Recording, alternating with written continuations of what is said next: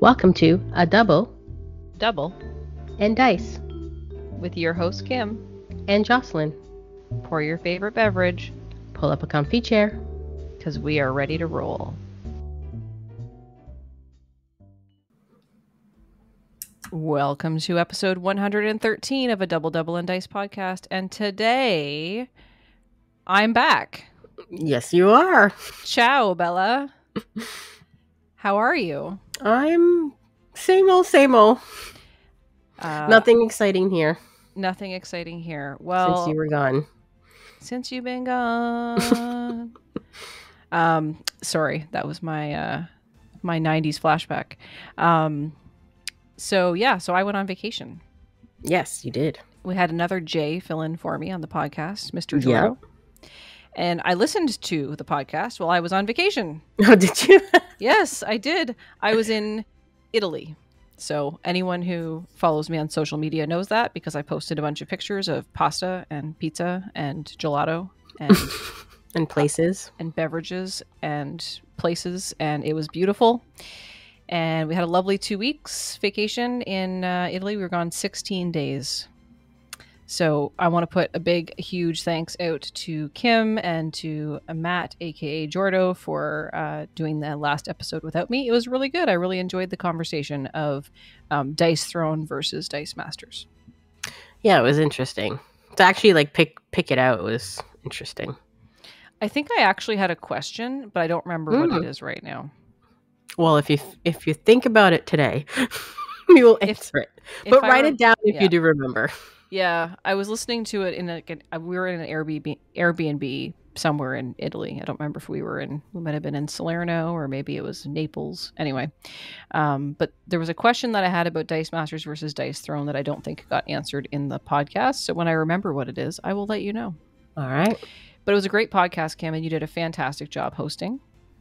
Why, thank you. And I had a fantastic guest. and Matt did. Well, Matt was okay. I'm just kidding, Matt. You did great. So what are we doing today, Kim? Today, we have another request. We have a request? Yes, and this request came from one of our newer listeners, who I think she's all caught up now in all our episodes, Robyn.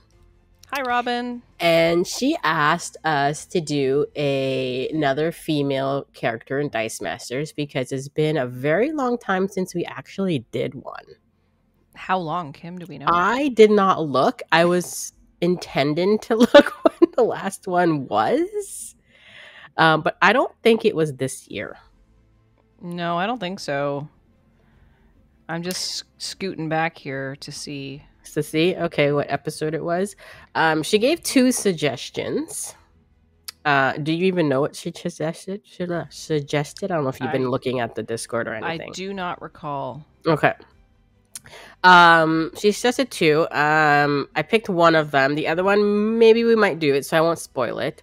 But today we're going to talk about Zatanna. Cool. Yes. Which she does have Dice Masters cards. I thought she had a lot more when I looked it up, but she actually doesn't have that much for some reason. I thought she had more. For reference, it appears that our last episode of a female character in Dice Masters was episode 96. Okay.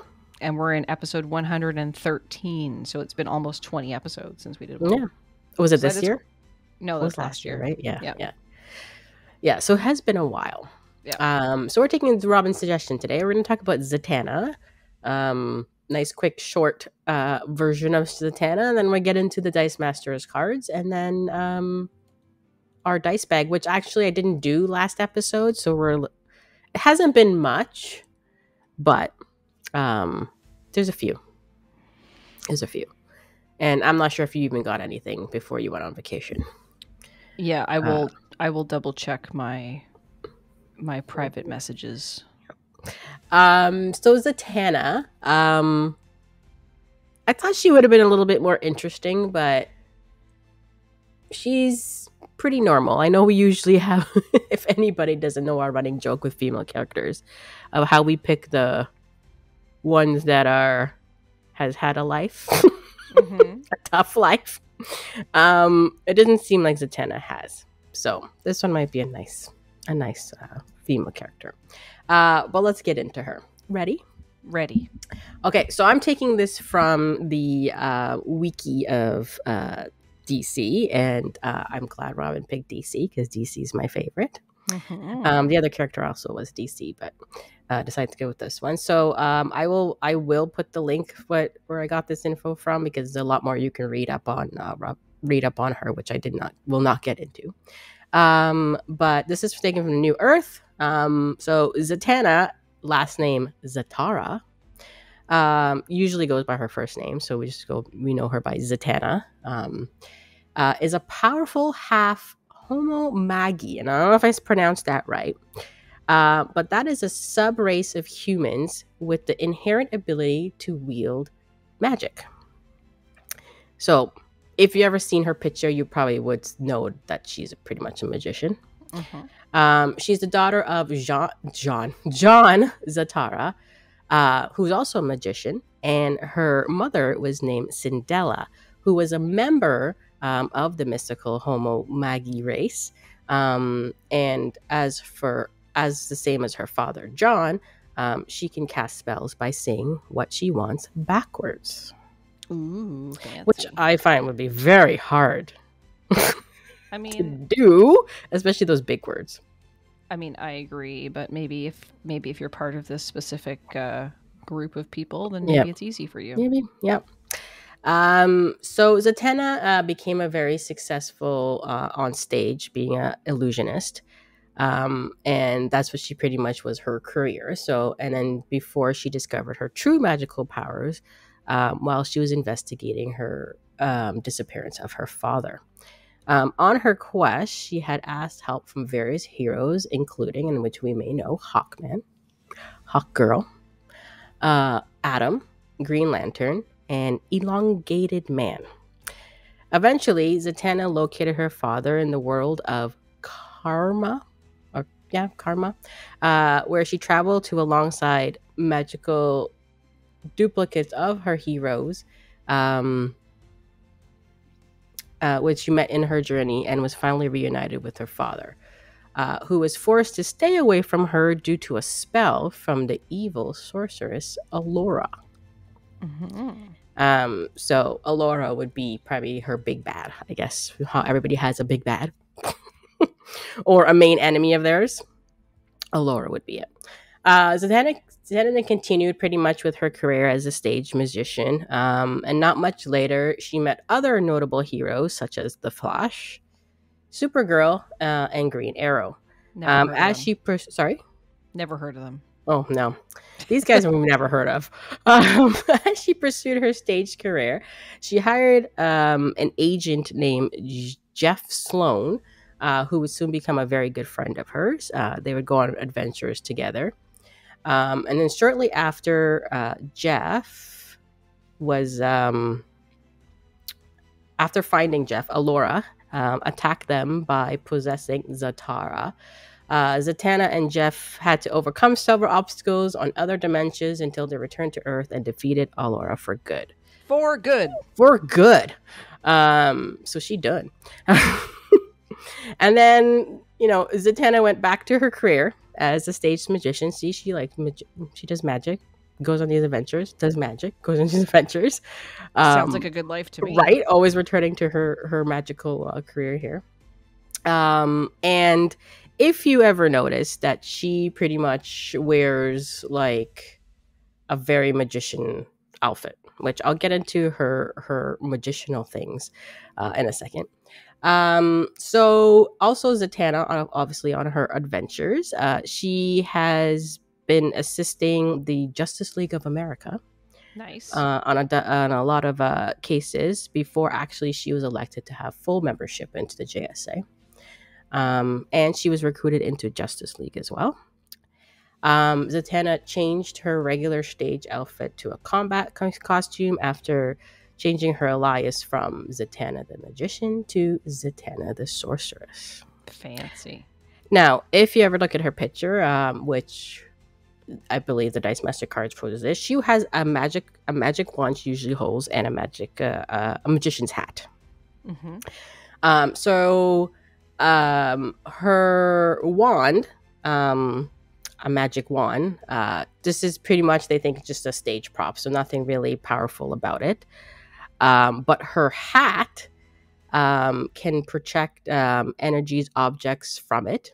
So she can even take out any equipment she needs. Like she could even use it as portal or a dungeon to capture and trap her target. So her hat has some magical powers. Can we trap my dice in it when they don't roll well? Sure. Again, they don't really know if it's the stage prop or not, but you never know if these wands have any magical powers or anything like that. Now, I'm not going to get into it because I was like wowed of how much actually like ability she has. Like every single like kinesis you can think of, she has. Wow. All the kinesises? Yeah, all the kinesises. So I'm not going to go through them. She has a lot of cool abilities. So if you, we'll leave the link. So have a look. And I was thinking, I'm like, oh my goodness, I never knew there was so much kinesises. Kinesises. Yeah, like fire was one, all these different ones. And, which I didn't think she had that much power. So I guess wherever her half of her, where her mother came from, I guess they're very, very magical. Well, we'll have to, as we go through the cards, Kim, you'll have to let me know if any of the cards sort of match her kinesises. Yeah, which I'm gonna bring up the list, so I have the list, because she has so much things. It's crazy. But a lot of them probably focus on her, like her magical stuff, but she can also do like everything's magical, right? So so that's her. So she's pretty she didn't look like she had much of a crazy growing up life. It doesn't seem like she was assaulted or no, nothing like that. Molested she came from a magical or what do you call it? A magician's household. So so she grew up like that, and she had powers, and yeah, that's Zatanna. Well, I am glad that she's had a pretty good life from the sounds of it. With that said, I'm sure there's probably some horrible story that we overlooked that talks about her horrible backstory. So if you know Zatanna's horrible I'm sure backstory, there's things, yeah, when she was in Justice League and JSA and stuff like that, which we usually don't get into. But again, if you want to read up on it, you can read up. And if anything interests, you can always let us know, their audience. So good stuff. So should we jump into the cards, Kim? Yes. So I have pulled up the team builder at rollandthunder.xyz/team builder. Yes. And where do we want to start? Because Zatanna has been in 3 sets. Yes. Well, we'll start with the oldest, I guess. All right. So she has 10 cards. And the oldest set that she was in is the Justice League set. And all of her cards in that set are commons, which means that she must have been in the starter. Probably. Yeah. Probably 3 cards in the starter plus maybe a common in the boosters. So I'm just going to start at the bottom of my list. It says Zatanna, and the subtitle is Backwards Magic, and it's typed backwards. Yep. It's a 4-cost mask, and it says, while Zatanna is active, you may re-roll your sidekick dice once per turn during the roll and re-roll step. So I guess you get the ability to roll your sidekick dice an extra time is what I'm hearing here. Yeah. Well, I think 4 costs is a little much, but... Yeah, I mean, but Justice League, it was the very beginning. Yeah. And interesting, so her stats, I just should have mentioned this at the beginning. Her stats on all of her cards, or all of her dice, are the same all the way through all 3 sets, which is 0, 1, 1, 0, 2, 2, and 1, 3, 3. So, what's the next one, Kim? Next one is Stage Magician. 3-cost mask, Justice League affiliation. She has Justice League affiliations in the whole set. When Zatanna blocks, draw a die from your bag. If it is a sidekick, put it in your prep area, and Zatanna takes no damage this turn. Otherwise, return that die to the bag. Well, that's pretty cool. I like That's not bad. You get a little prepping, and if it doesn't work out, I mean, you also take no damage, so...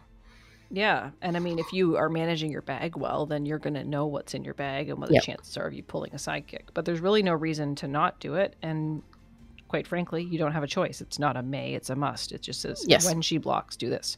I guess you could not block.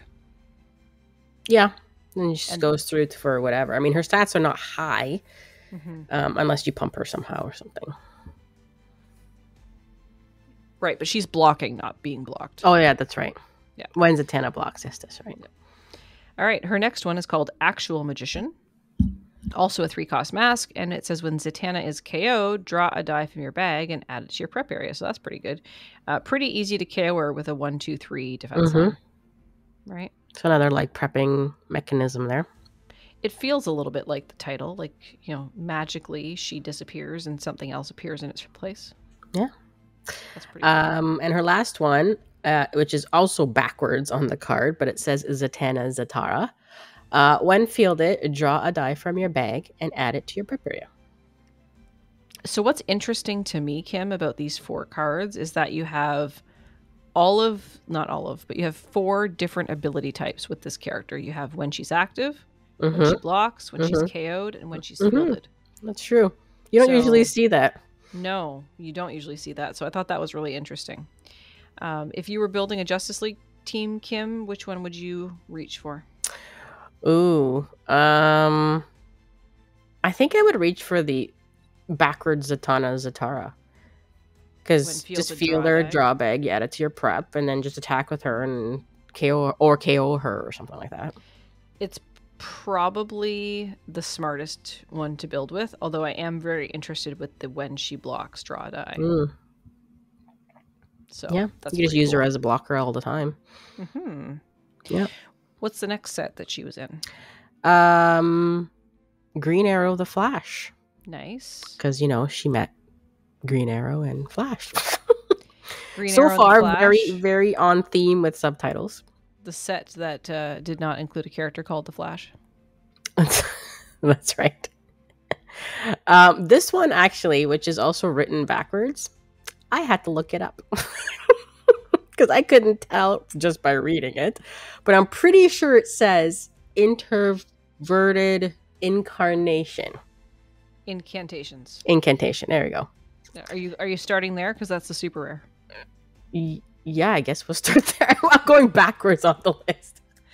Well, I mean, it's backwards magic, right? So yes, there we go. We're working ourselves backwards. Okay, so she is this is Green Arrow Flash. So she's a mystic affiliation throughout this whole set. This one is this is a super rare 3-cost fist / mask. Yeah, it's a crossover character. Yep. So she's a crossover character. So to purchase her, you have to have a fist and you have to have a mask, and the other one could be whatever to purchase her. She has synergy, which is a keyword. Synergy abilities can be used while the character is active. Anytime you can use a global ability. And her ability is when Zatanna is active, you may pay fist, mask, that's and, to reroll all opposing sidekick dice in the field zone and reserve pool. Zatanna deals 1 damage to target opponent for each of their dice rolled in this way that shows a fist or mask. That's all, which means yours and your opponent's. I gotta wrap my head around this. I know. While Zatanna is active, I'm going to read it again. Yeah. You may pay Fist Mask to reroll all opposing sidekick dice in the field zone and reserve pool. 1 damage to target opponent for each of their dice rolled in this way that shows a fist or a mask. So even if they're holding, cool. holding energy, you can reroll those. I'm guessing they get it back on the rerolled. So typically when you reroll dice, if they can't be in the zone that they are in. So let's say, okay, you're in the field zone, right?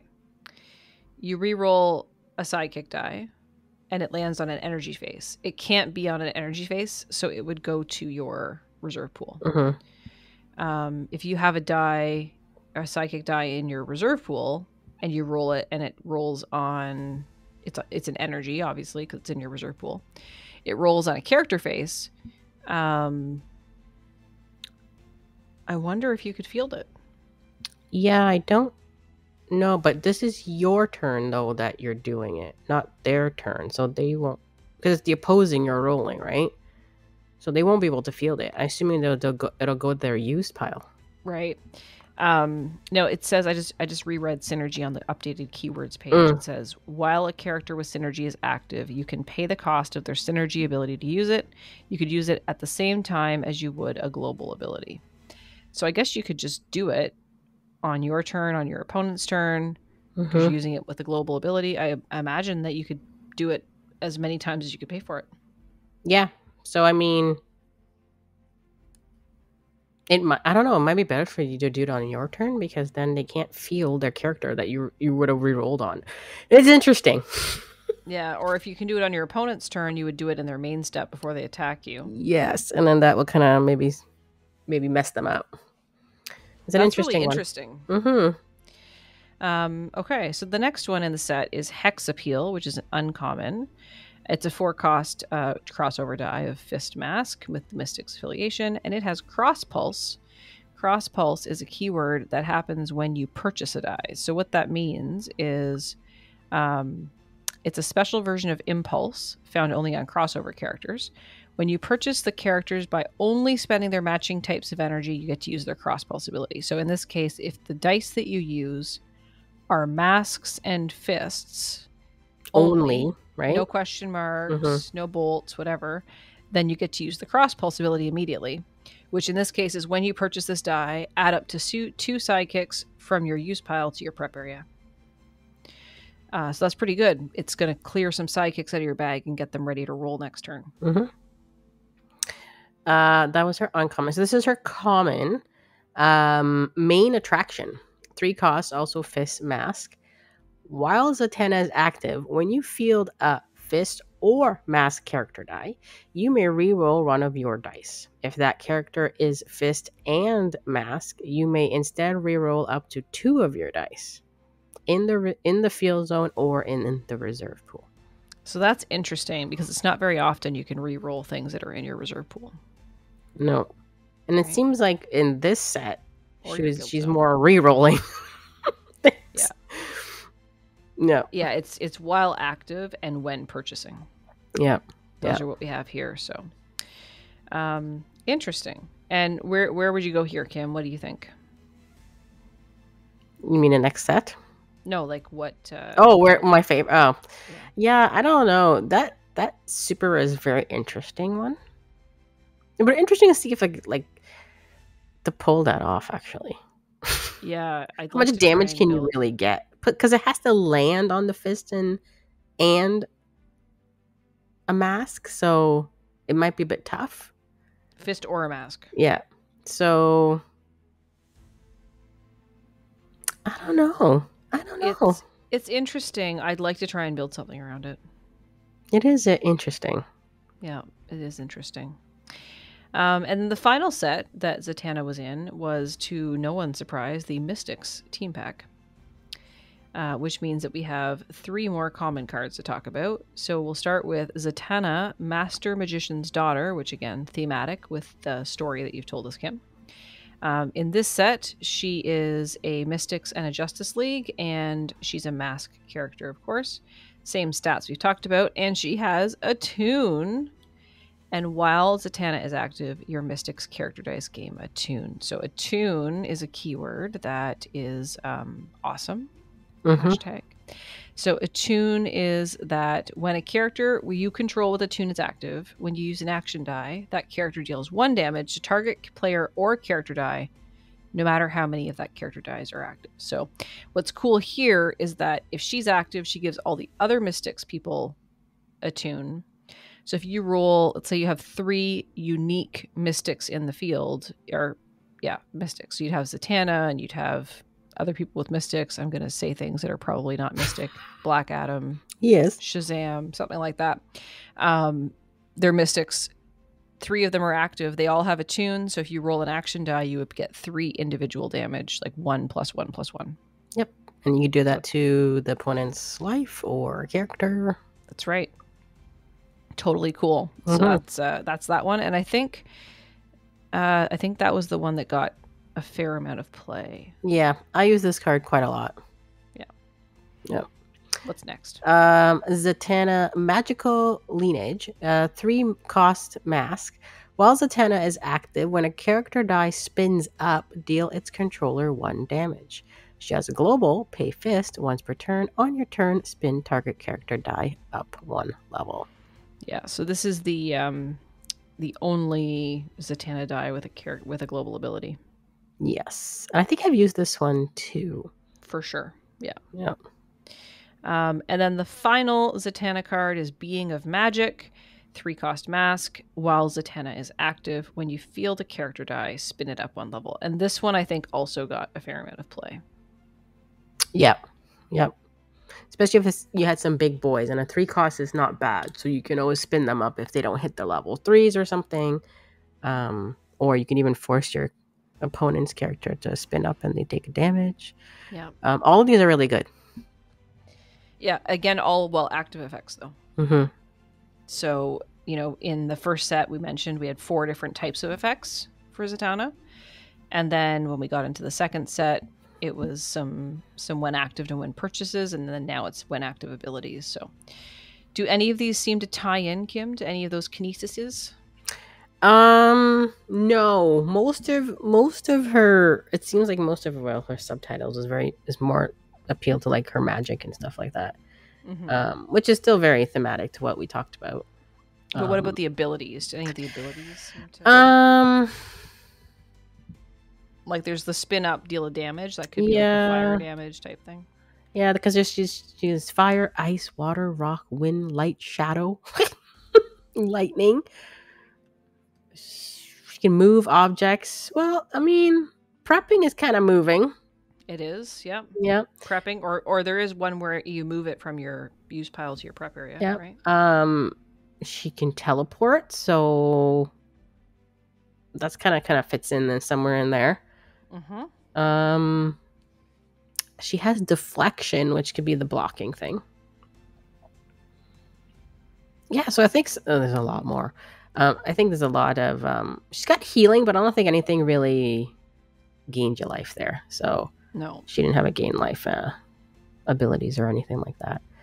Yeah. But a lot of helping team, I think. Like, helping your other mystics or whatnot. But I would say, yeah, a little bit of tie in there. Yeah, teamwork, right? Like the whole giving your other mystics a tune. That's kind of a teamwork thing. Yep. Yeah, she's got some really interesting cards, Kim. Yeah. I mean, I've only ever played with most of the mystic ones from that set. The Justice League, I don't think I ever really. But even Green Arrow, the Flash either. I don't think I've ever pulled really any of those out. Yeah, I'm not sure. If you had to pick just one that you were going to build with, what would it be? Oh, boy. I'm really curious about that synergy one. Yeah, the super rare. The super rare one, yeah. I also like the main attraction. When she's active, when you field a fist or a mask character die, you can re-roll your die. And if it's a fist or a mask, you can re-roll 2 dice. So if you've got dice that are stuck in the field that you want to refield, you need to re-roll them to get them out for whatever reason. Maybe like they're too much defense, they're not getting blocked, or they're or they're wet fielded and yeah, they're stuck there. You know what I was trying to get at. I'm still jet lagged. I seem to be fading from this game. I'm forgetting things to myself. Well, we haven't talked about actually playing the game in like 100 episodes, it feels like. Yeah, I haven't even touched Dice Master since like last year. Well, this episode that we're doing right now, Kim, is sort of whetting my appetite to try. Yeah, it is. It's kind of like rekindling, like playing. Mm-hmm. Yep. Absolutely. Cool. So, anything else on Zatanna, Kim? No, I think she's pretty cool. Awesome. I like her. Should we jump into the dice bag? Yes. Now, some of this dice bag stuff is a little old because when Jocelyn left and we had some dice bag and Matt and I didn't do any. So we'll have to remember where these episodes came from. We'll figure it out as we go along. Yep. So taking a look here, I can see that we have some feedback from the YouTube. Mm-hmm. So we heard from AZN Freak 48. And is that Petrus? Yeah, that's Petrus. Okay, I didn't recognize the screen name, but I recognize the picture. Petrus says, when I say that Lorcana is very much like Dice Masters, it's mainly the fact that you have to spend your energy and what to spend it like. Turns 1, 2, 3, 4, purchase order, using energy correctly to spend on things. And then it looks like there's more that didn't get copied here, Kim. Is there more in there? It says, albeit that Dice Masters is, and then it says more. So you didn't click the read more. I did not click the read more. Okay, keep going. I'll go see. All right. Like that one. And then also from the YouTube, we heard from a few other people. So Danny said, hi, Jordo. So hi, Jordo. We heard from Larry H. And Larry H says, I would definitely say that Dice Throne is way more accessible to a beginner player. And the feedback there was from us was that, we 100% agree with that. The fact that they made free to play and print makes print and play characters helps too.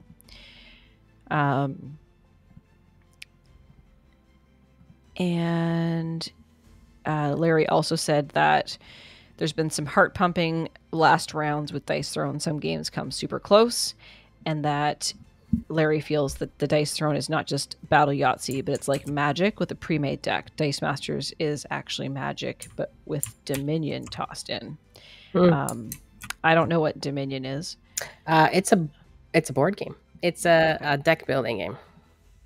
And someone from DM North, I don't know if it was you, Kim, or if it was Matt, that replied that that's not a bad description of Dice Throne at all. That would probably be Matt. Did you find it? Yes. There we go. Thank you. Okay. Where we go? So, Lorcana is different than Dice Masters. Okay, here it is. Albeit that Dice Masters is also very much RNG, so random number generation sort of, and Lorcana is different than Dice Masters due to the dice, but I wasn't thinking of that. I was thinking more of the gameplay wise. However, I do find that Lorcana is also random number generation RNG too, especially when it comes to getting all these hands of uninkables when you only have so little uninkables. Lorcana, anyone can win or get really close to it depending on how they draw too. I've seen this a lot. And that makes sense because there's how many cards in a Lorcana deck, Kim? 60. Yeah, so it's like you're not going to get through a whole luck. deck. Yeah, and if you get your combo to go off and all that. Dice Masters didn't have a chase card or anything like alt art cards that goes for $1,000 to $3,000, and people had a chance of getting them. But then again, it's a 10-year-old game, probably since it was a different time back then, and changing multiple models made it difficult. Peters finishes by saying he loves this series. It's great to see different games coming out. I know that Dice Masters really helped shape me up in playing Lorcana, so that's awesome. Then we also got some feedback from Nick through direct message. He sent me a direct message on Discord, as he usually does. This is related to our episode, I think, 111, about what would support look like for Dice Masters. Right, yep. And Nick said that he felt like this week's episode was packed and that each part of the conversation could have been a very long and drawn-out series, which I think he was right. We could have stretched that out a bit more, but we just threw it all into one spot. So in Nick's opinion, we were dead right that the game needs a consistent and transparent schedule. Ideally, 3 to 4 releases per year, with a release OP kit. If 3 per year, 4 months apart, perhaps do a second OP kit 2 months later to keep up hype. In his opinion, ideally for the OP kits, they're mostly alternate art cards and not alternate text. If they are new text, make it the participation card. He's reminded of the Black Widow and Kate Bishop issues. So if you're not familiar with that, there were two sort of very effective alt text cards that came out in an OP kit, which were the Black Widow Agent, I think it was, Kim, and then the Kate Bishop, both of which were very meta. And they were prize cards. They weren't participation cards, so you had to work to get them. And then he said, also, absolutely no dice in an OP kit. And then on another ideal release, schedule the rotation after Worlds in September like HeroClix, and then have the first set officially released in October. Use the Worlds event to draft that set as pre-release, also like Clicks. Also like Clicks in that they did that last year, but it's not it's not the common thing. I'm hoping they continue it. Shift to Gen Con to the championship is fine too. Just be transparent. Like you said, post some save the date notices so people can book hotels and flights. The event schedules need to be in way early for the big cons. To summarize though, and maybe just share this part unless something above struck you as interesting. I guess I should have read the whole thing. Sorry, Nick. Just be transparent and consistent in all things. Wherever the big championship is each year, try to keep it that way. He also had some potential difficulties that might pop up. You know, there might be issues with, say, 3 sets a year. Is it always the same IPs? Do we rotate through Marble, DC, and D&D, or whatever new IP they might land on? Or because there are people that only collect one IP, they drive sales even, if not competition. And then collecting this game is oddball compared to other TCGs. You only need 1 copy of a card. Prices for singles stay down, but also means that you need to buy less product in general. You could buy a case and easily trade or buy the missing cards. Getting a full playset in other games is much more exhausting. Feels like Lorcana might be buy a case and still need to buy a lot of singles, and you might not have much to trade. So that was very interesting. Yep, because Lorcana, you can go up to 4 cards of the same card. So you would have to, if you're making a deck and you're trying to do 4 cards of the same card and you don't get it all in your booster, you're looking out to get singles, right? So, yeah. And I think we mentioned in a previous episode when we got the feedback from Nick himself, it was like how many cards you would need to collect a full play set of Lorcana, which was quite a lot compared to Dice Masters. Yep. Expensive. I don't remember how many, but a lot. A lot. So, and finally, which Kim will link in the show notes, there was another response from White Spider, Darren. Mm-hmm. He wrote a blog post about what does support look like, and we'll leave it to you to go ahead and read that. But Darren shared his opinions on what we had shared in that episode 111, about the what support might look like, and I think the big thing I recall from reading his article was something about don't make the prizes exclusive. Mm-hmm. Right? So, and I get it, right? Because like when you have exclusive prizing, to Darren's point and also to Nick's point, it's a lot easier for people to get competitive, and you lose that casualness because they want to win that card. Yeah. So, yep. So that's it. That's all the feedback we got from the last couple of episodes. Yeah, which went too far back, so it's okay. Yeah, it's only 2 episodes. Yep, it's a month. Yep. So we're sort of caught up there. What else is going on, Kim? Anything else on the list? No. Keeping busy. Cool. Playing other games other than Dice Masters, but yeah. I guess the only other thing I'll add is that the Gen Con schedule is out. So if you are considering going to Gen Con, at the time that this podcast releases, you'll still have a week to buy your tickets and potentially build your wish list so that you can go join one of the biggest board game conventions in the world. There is no Dice Masters on the schedule. There is HeroClix on the schedule, but there's no Dice Masters. So I think it's highly unlikely that we will see Dice Masters at Gen Con unless people bring their own stuff to just play on the side. Mm-hmm. But Gen Con is a fantastic convention. It is huge, massive. You could never do all of it. There's tens of thousands of games, almost 100,000 games, I think. Maybe not that many, but there's a lot. There's a lot of games that you can play, and it's a super fun time. So if you're interested in heading down to Indianapolis the first weekend in August, now is the time to think about that. Yeah. Maybe you'll learn how to play HeroClix.